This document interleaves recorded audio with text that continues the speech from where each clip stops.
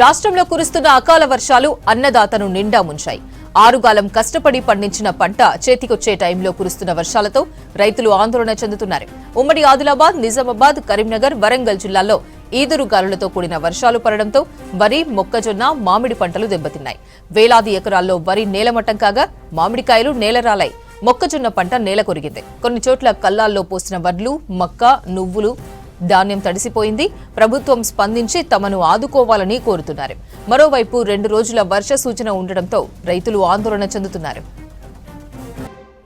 మరిన్ని డీటెయిల్స్ మౌనిక అందిస్తారు. మౌనిక, రాష్ట్రంలో అకాల వర్షాలు, పంట నష్టం, వర్ష సూచనపై అప్డేట్స్ ఏంటి? వ్యాప్తంగా కూడా పోయిన సంవత్సరము ఏప్రిల్ మేలో రావాల్సిన ఎండలు ఈ సంవత్సరం ఒక్కసారి ఎర్లీగా మార్చ్ ఫస్ట్ వీక్ నుంచి స్టార్ట్ అయినాయి. కాకపోతే సడన్గా ఒక్కసారిగా వాతావరణంలో మార్పులు కనిపిస్తున్నాయి. దీనికి పలు రకాల కారణాలు ఉన్నప్పటికీ మాత్రము భూమధ్య రేఖలో ఒక ప్రెషర్ ఏర్పడింది. అది అల్పపీడనంగా మారింది. అక్కడ దాదాపు 30 డిగ్రీల వేగంతో కూడా ఈదురుగాలు వస్తున్న పరిస్థితి. ఈ 30 అనేది చాలా తక్కువ అమౌంట్, తక్కువ కలెక్షన్ అయినప్పటికీ కూడా ఆ వేగం అనేది చాలా స్పీడ్గా వస్తుంది. దీంతో హైదరాబాద్ కావచ్చు, తెలంగాణ పరిసర ప్రాంతాలలో చాలా మబ్బులు కమ్ముకున్న పరిస్థితి కనిపిస్తుంది. నిన్న మొన్న వరకు కూడా దాదాపు కొన్ని ప్రాంతాల్లో 40 డిగ్రీలు కూడా కనిపించిన ఎండ ఉష్ణోగ్రతలు.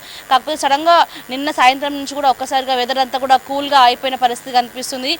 ఇటు ద్రోణి ఏర్పడడం, అది చాలా బలపడడంతోనే ఈ వర్షాలను కూడా ఇప్పటికే వెదర్ ఆఫీసర్లు చెప్తున్న పరిస్థితి కనిపిస్తుంది. ఈ రోజు కూడా చాలా ప్రాంతాల్లో కూడా వర్షాలు ఉండే అవకాశాలు కనిపిస్తున్నాయి. ముఖ్యంగా ఈ రోజు, రేపు, ఎల్లుండి ఈ 3-4 రోజుల పాటు కూడా తెలంగాణలోని అన్ని జిల్లాలకైతే అలర్ట్ ఇవ్వడం జరిగింది. ముఖ్యంగా నిన్న ఇటు కొమరభీం కావచ్చు, దాంతోపాటు రంగారెడ్డి, హైదరాబాద్, సంగారెడ్డి, మేడ్చల్, మల్కాజ్గిరి, వికారాబాద్ కావచ్చు, జగిత్యాల, ఖమ్మం ఈ ప్రాంతాలలో అయితే 2 నుంచి 3 సెంటీమీటర్లు వర్షపాతం నమోదైతే కొమరభీం జిల్లాలో మాత్రం 3 నుంచి 4 సెంటీమీటర్ల వర్షపాతం అయితే నమోదైన పరిస్థితి కనిపిస్తుంది. ఇదే వర్షము ఈ రోజు, రేపు, ఎల్లుండి కూడా ఉండే అవకాశాలు కనిపిస్తున్నాయి. ఉదయం నుంచి కూడా మేఘాలను కూడా కమ్ముకున్న పరిస్థితి కనిపిస్తుంది. ఉదయం 7-8 గంటలకి స్టార్ట్ అయిన ఈ యొక్క విండి వాతావరణము ఇప్పటికి కూడా కొనసాగుతుంది. ఈరోజు అసలు ఎక్కడ కూడా ఎండ కనిపించట్లేదు. రాష్ట్ర వ్యాప్తంగా కూడా ఇదే వర్షపాతం నమోదయ్యే అవకాశాలు ఉన్నాయి. ఇప్పటికే సడన్ రెయిన్ఫాల్ కారణంగా రైతులు కూడా ఇబ్బంది పడ్డ పరిస్థితి కనిపిస్తుంది.